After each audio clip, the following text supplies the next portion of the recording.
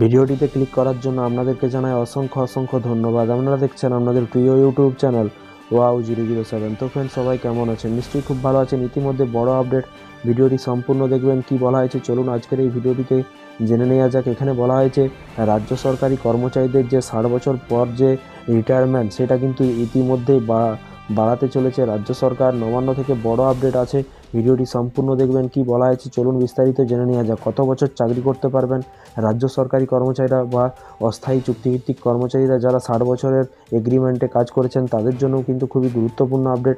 ভিডিওটি সম্পূর্ণ দেখুন। চ্যানেলে যারা এই ভিডিওটি প্রথম দেখছেন, অবশ্যই চ্যানেলটিকে ফলো করতে ভুলবেন না। গভর্নমেন্ট এমপ্লয়ি সরকারি কর্মচারীদের অবসরের বয়স কি বেড়ে 62 বছর করা হচ্ছে?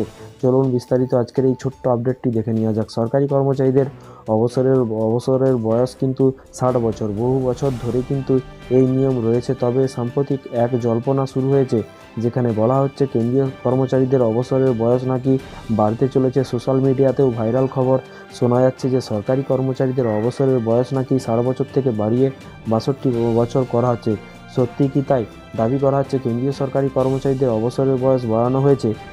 কেন্দ্রীয় ক্যাবিনেট এই সিদ্ধান্তের স্বীকৃতি দিয়েছে। সোশ্যাল মিডিয়া ভাইরাল এই পোস্ট নিয়ে কিন্তু জল্পনা গুঞ্জন শুরু হতেই কিন্তু প্রেস কনফারেন্সে ব্যুরোর তরফে উত্তর দেওয়া হলো যে সরকারের তরফে জানানো হলো এমন কোনো সিদ্ধান্ত নেওয়া হয়নি।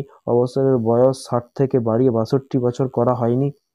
এরই পাশাপাশি বলা হয়েছে যে পিআই পিআইবির তরফ থেকে কিন্তু জানানো হয়েছে যে 2023 সালে লোকসভায় কেন্দ্র জানিয়েছিল যে এই ধরনের কোনো প্রস্তাবনা বিবেচনা করা হচ্ছে না। সুতরাং অবসরের বয়স বাড়ানোর খবর সম্পূর্ণ মিথ্যে। সাম্প্রতিক সম্প্রতি হয়ে যাওয়া ক্যাবিনেট বৈঠক বা সপ্তম পে কমিশনের তরফে অবসরের বয়স বাড়ানোর কোনো প্রস্তাবনা আনা হয়নি বা পর্যালোচনা করা হচ্ছে না। তো ফ্রেন্ডস, এটা কিন্তু একটি ফেক নিউজ।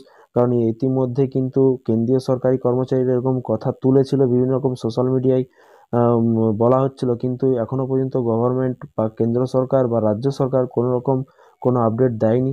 তো দেখা যাক, যদি কখনো আপডেট আসে এই ধরনের, অবশ্যই আপনাদেরকে জানানো হবে।